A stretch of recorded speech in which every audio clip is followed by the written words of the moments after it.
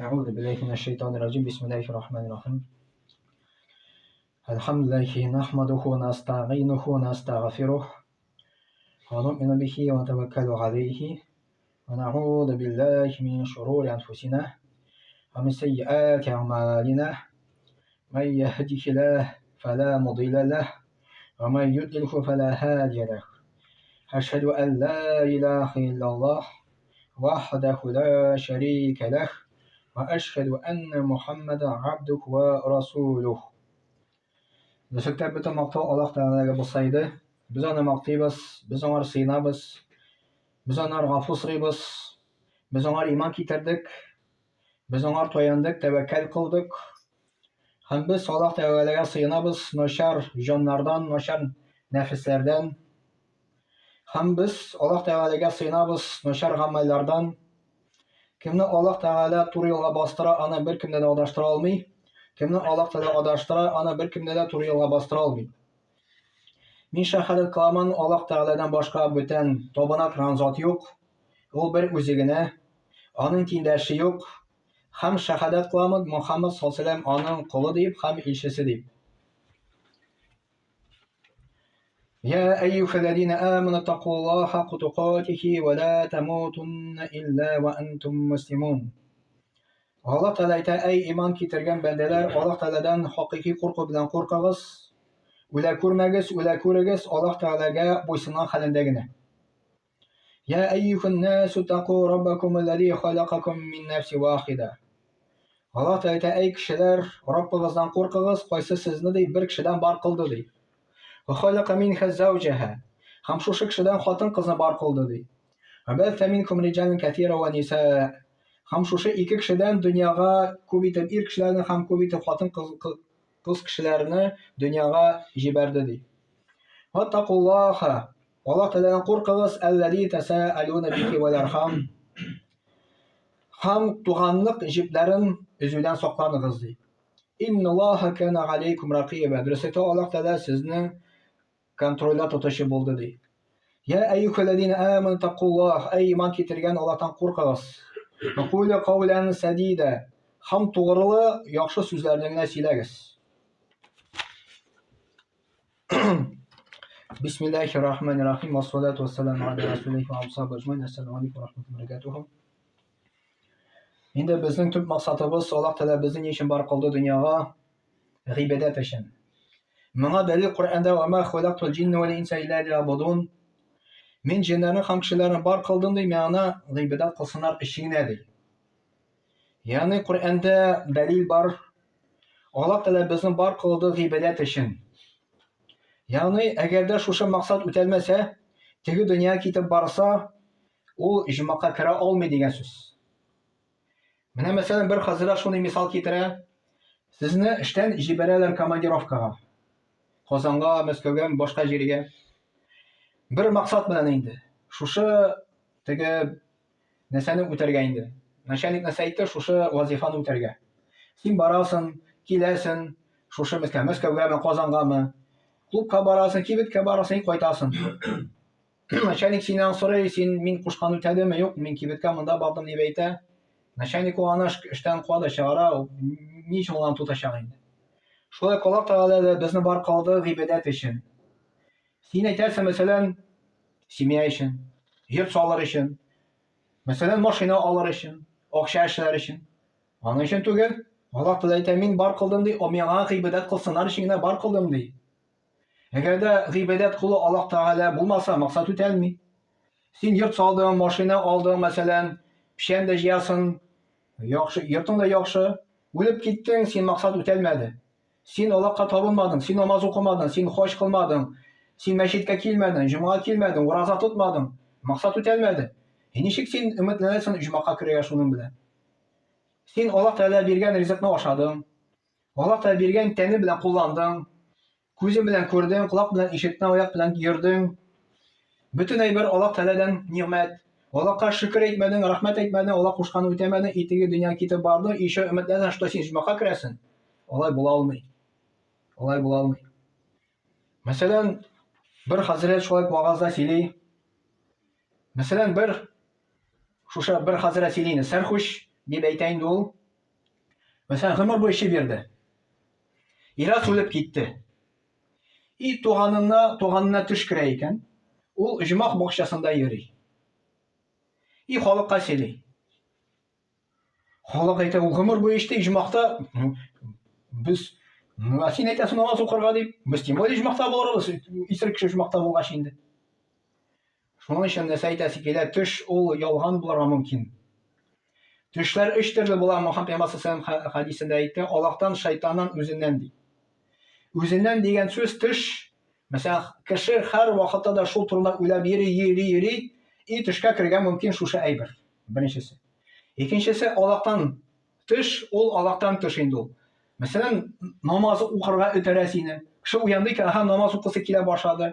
Или берәр изгелек кыласы килә башлады, шундый яхшы төшләр күрде икән, бу Аллаһтан инде. Но шайтан төшләре дә бар. Шайтан да төш аркылы кешеләрне ялганырга мөмкин. Шуның өчен безгә төшләр дәлил булып тормый. Безгә дәлил булып тора Аллаһның сүзләре, Коръән һәм Пәйгамбәр саллаллаһу хадисләре сүзләре. Аллаһ әйтте икән, намаз укымыйсың, тамакка керәсең ди. Мәсәлән, җомга килмисең, Аллаһ җомга куша килергә. Ничек син өметләсәң җомга керергә шул вакытында?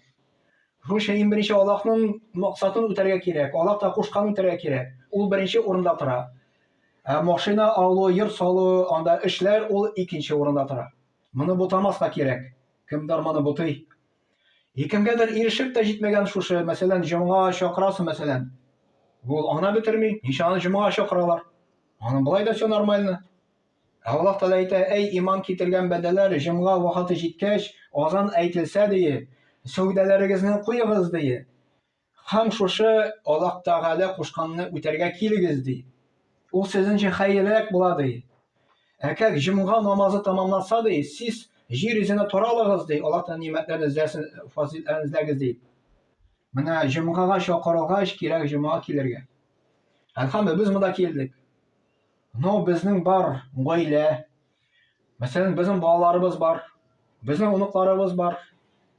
Безнең күңелебез алар өчен дә кайгырга кирәк. Мин иҗмах юлында барам, алар тамук юлында баралар бит. Аларны да эндәргә кирәк. Улым, гынугым, әйдә мәчеткә барыйк, әйдә җомга килергә дип. Әйдә намазга басыйк дип, только яхшы сүз белән генә. Безнең күңелебездә алар өчен кайгы булырга тиеш.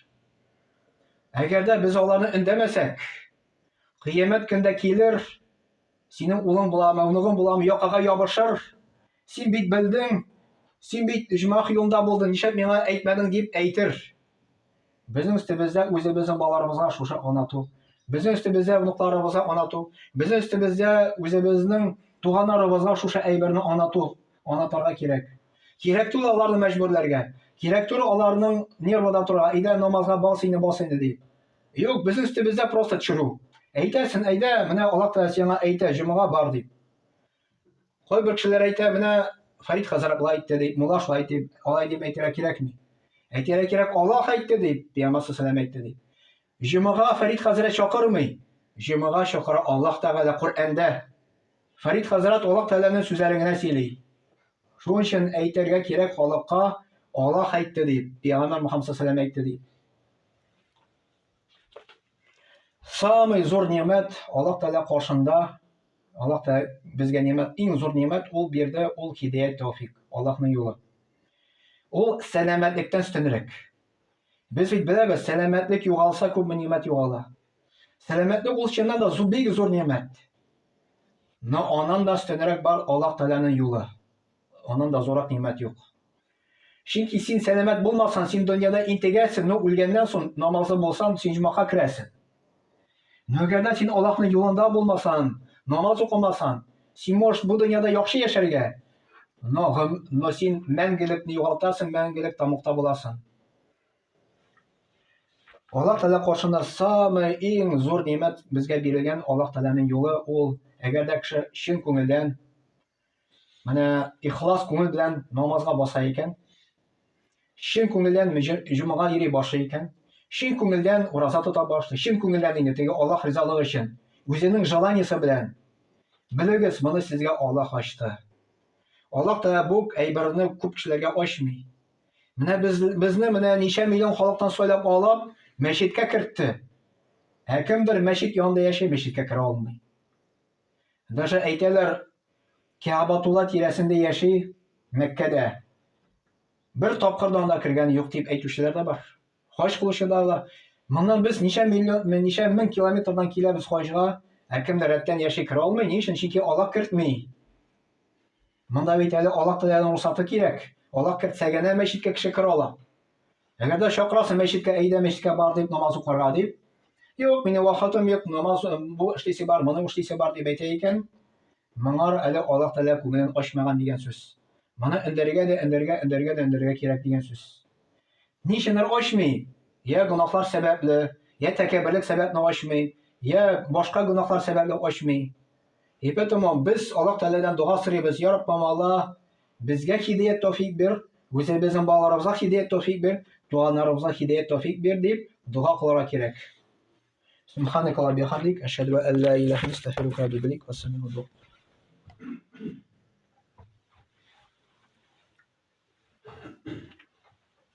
إن الله وملائكته يصلون على النبي يا أيها الذين آمنوا صلوا عليه وسلموا تسليما اللهم صل على محمد وعلى آل محمد بعدد من صلى وصم اللهم بارك على محمد وعلى آل محمد بعدد من قعد وقام وصل وسلم عليه وعلى جميع الأنبياء والمرسلين وعلى ملائكتك المقربين وعلى أهل طاعتك أجمعين من أهل السماوات والأرضين وارحمنا واحشرنا برحمتك يا أرحم الراحمين